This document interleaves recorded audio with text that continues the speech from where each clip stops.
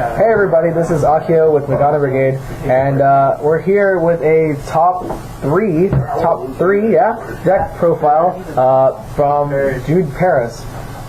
So, where do you want to start out? You want to talk about your buddy? Yeah. Why Zwei? Well, why Zwei? Because you have that. Yeah, it's why bother. You have that 20 life. And that 20 life is basically like 4 free shields, and it gives you the ability to just pass turn 1 if you break, and then just go off. And then if you do go off on turn 1 or turn 2, then you're already set because that huge buffer of life just keeps you safe.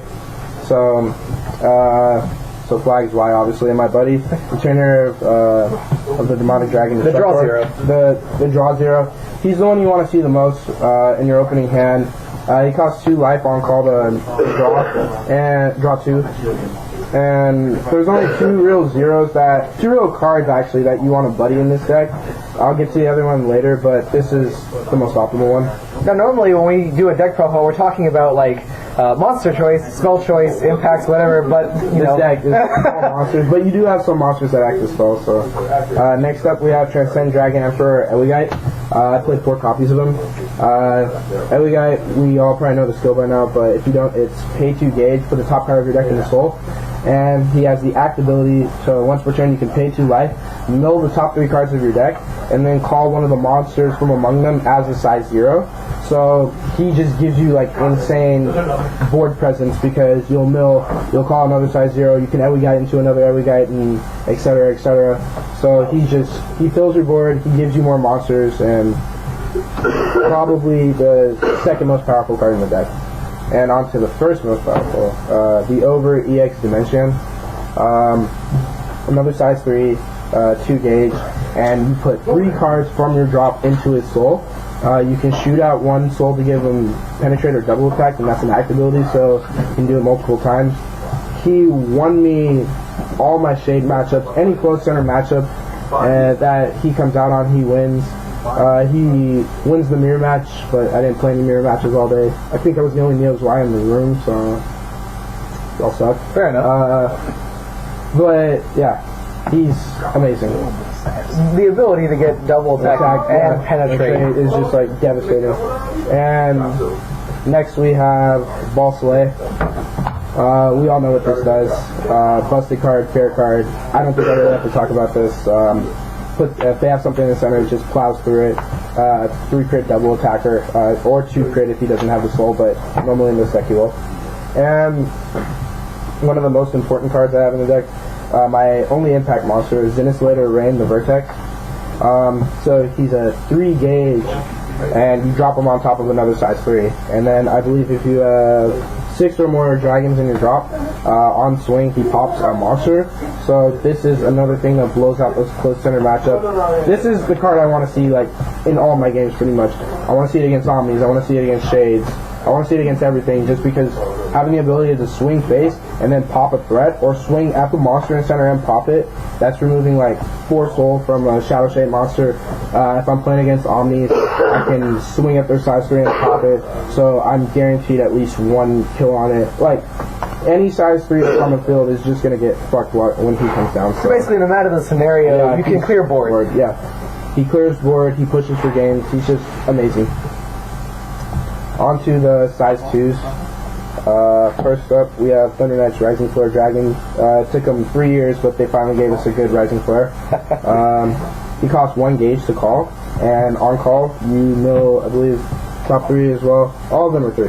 And then if you have 2 or more dragons, Zwei all dragons, then you draw a card, and he pops a size 2 or greater, which is really good. Sometimes it's a little annoying, you want the pop on the size 1. Most of the time, I'll just drop this down turn 1 just so I can get my drop zone like set up and start milling, because I actually want to like mill out my deck so that way I can call my size 3s earlier, I can salvage them earlier with the next card, and so on. So yeah, a good card. More draw power. Next up we have the most unfair card, Meteor Arms Chicago Solar. So this guy basically says I have 8 copies of all my dragons. What he does is on call, I call one of my size 3 dragons from my drop zone by playing their call cards, and then I put him into the soul. And when he's in the soul of a Neodragon, I get drop.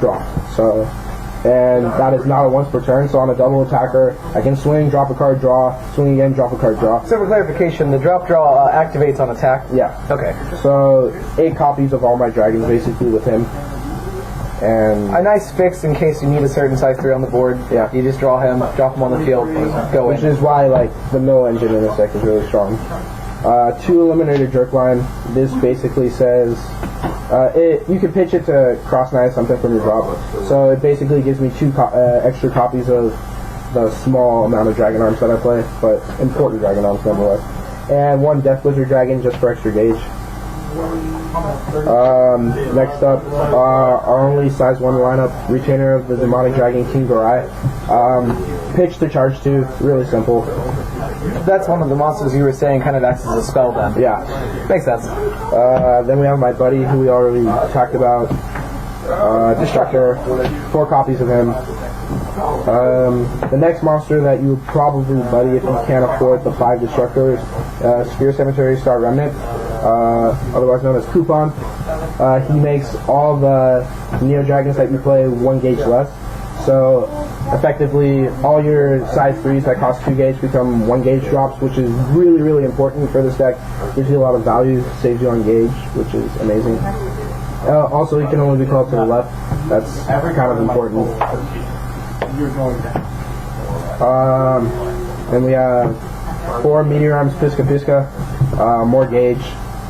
This is one of your dragon arms you can call out using jerk line? Yeah, this is one of the jerk line targets. It's probably like the only jerk line target that you'll mainly go into. There's one other, but for you might put a Drago Solar in, but most of the time you go for this because you want the gauge. When he cross knights with a size 3 Neo Dragon, he gauge. So naturally, when you're going to be calling a bunch of size 3s, yeah. Gauge is important. 3 Mirrorblade SD. Whenever a monster on your opponent's side of the field is destroyed, you gain a gauge and a life. So life gain, which is really important, and gauge, which is also very important because big monsters that deck. I do notice a lot of lists use Mirrorblade. Do you want to spend a little bit more time talking about why you made that choice? Well, Mirrorblade for me started as I look at a lot of Japanese deck lists, and most JP deck lists I see for Zwei don't run Sun Dragons, they don't run the Mirrorblade, they don't run the Flare Fang. But I came across one really interesting list that ran Mirrorblade SD as Buddy. It had 4 copies and it had a Buddy and it had 3 Flare Fang. So for a while I was rocking the Sun Dragon size 0s, and they were really good. They gave my deck a lot more advantage that most Y decks don't have. But with this most recent set, I found that Flare Fang, while it is good, we're in a very close center format, so that 2K does hurt the deck a lot. Drawing the card was nice, but I have to work for it more, and it couldn't attack alone or pick off sides. But Mirrorblade, being able to give me a gauge and a life, still is very, very relevant. So I decided to keep him in, not as a 4-up, but this time as a 3-up. Fair enough. Next up, we have our shields, 3 copies of Retainer of the Demonic Dragon Orthomatter. It's a 2K counterattack on any of your dragons, but it costs a life. Doesn't really matter how much power you gain. It's because all your big dragons have Soul Guard. You're just doing this to kill off their monsters when they link attack, or if they have a double attacker that you know is going to restand and link again with another thing. It was okay. I didn't really use it that much. I'd probably take these out for actual shields, like Glacies and stuff, but I still want to keep them in just in case. Fair enough. And the last card, 1 copy of Dragon Eraser Comatter. Another Dragon Arms, basically. When it's in the soul of the side for Neo Dragon, that Neo Dragon gains Penetrate. Only a 1-of because the main monster that you'll be piercing through and destroying the center with already can give himself Penetrate. Balsalay can pop the center, and and the rest of the time you're just going to be seeing open center matchups, so it won't even matter. So I played the 1 copy. Sounds good. Yeah. Do you want to talk about side? Can we move on? Yeah. Let me just grab it. I don't even have it on. 4 shields, 2 Glacies, and 2 Retainer of Demonic Dragon Curse Dragon Jr. Curse Dragon Jr., not a lot of people may know what this is. It's basically an open center nullify for Zwei. So if they're attacking you, the player, so not necessarily open, but if they're attacking you, the player, you can pitch it to nullify the attack, link attack, or anything, it doesn't matter. And Glacies is basically if they're attacking and you control size 3, pitch, negate. Pitch, pay a life, negate. So the 4 shields, 2 copies of Storm Dragon Emperor, Thunder Tornado, I played these fearing the star matchup. Didn't see it. Sided in once against Omnis. Didn't see it. I'd still keep it in just because it's a good card.